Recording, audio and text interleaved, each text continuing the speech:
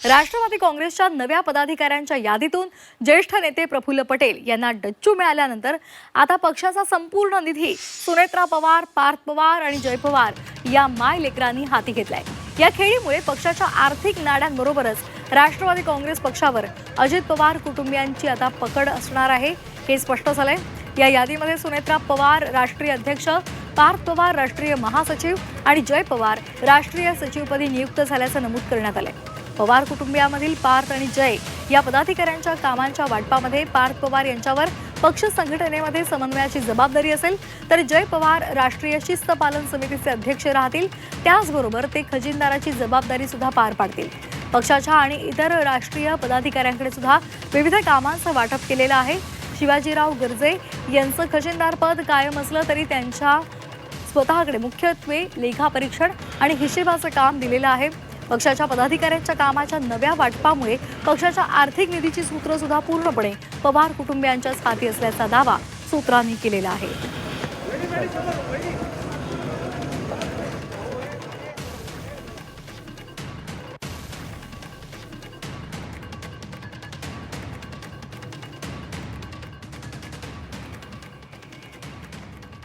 आपण आमचे प्रतिनिधी कृष्णात पाटील यांच्याकडे जाणार आहोत। कृष्णात, आगामी काळात आता कशी राष्ट्रवादीची वाटचाल राहणार हे पाहणं महत्त्वाचं आहे। नक्कीच आगामी काळातली राष्ट्रवादीची वाटचालीच्या संदर्भात सगळ्यांनाच उत्सुकता आहे, कारण ज्या प्रकारे जी कार्यकारिणी बनवण्यात आलेली आहे त्यामध्ये सुनील तटकरे असतील आणि प्रफुल्ल पटेल यांना डावलण्यात आलेलं पाहायला मिळतंय। आणि त्यांची नावं असली तरी या संदर्भातली जी काही त्यांच्या पदापुढची कार्याध्यक्ष आहे आणि त्याचबरोबर प्रदेशाध्यक्ष आहे ही नावं दिसत नाही आहेत। परंतु दुसरीकडं राष्ट्रवादी शरद पवार गटातील म्हणजे अजित पवार गटातील इतर नेत्यांच्यापेक्षा घरातलीच नेते घरातलेच व्यक्ती जे आहे त्या कार्यकारिणीवर असलेल्या पाहायला मिळतात। जय पवार असेल, पार्थ पवार असेल यांना दिलेली अधिकची जबाबदारी म्हणजे राजकारणातला कोणताही अनुभव नसताना ही दिलेली जबाबदारी नक्कीच अनेकांच्या डोळ्यात खूप बसणारी आहे। आणि आगामी काळात या पक्षावर केवळ आणि केवळ अजित पवार घराण्याचं जे साम्राज्य राहील किंवा हातात हे पक्ष राहील या दृष्टिकोनातून नियोजन केलेलं पाहायला मिळतं आहे। आणि त्यामुळं या विषयी या चर्चा होताना पाहायला मिळत आहेत। जी आगामी वाटचाल कशी असेल आणि राष्ट्रवादी काँग्रेस पक्षाच्या ज्या आर्थिक नाड्या आहेत त्या पूर्णतः आपल्या घरातच कशा पद्धतीने राहतील ही पाहायला मिळाले।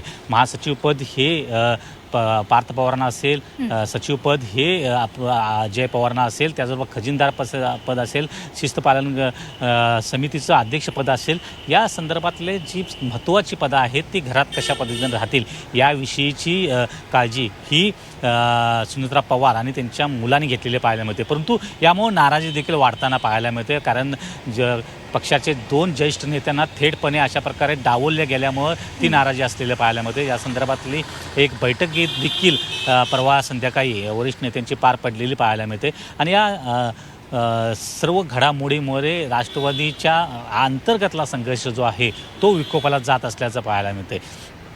अशा प्रकारे जर होत राहिलं तर कार्यकर्ते देखील विस्कळीत होतील। कार्यकर्त्यांचा मनोबल वाढवण्याचा प्रयत्न जो आहे तो कुणाकडून नेतृत्वाकडून होणं गरजेचं आहे, परंतु तो न होता अंतर्गतच कुठंतरी राजकारणाला बळकटी मिळते का काय अशा प्रकारचं चाली ज्या आहेत त्या पाहायला मिळतात।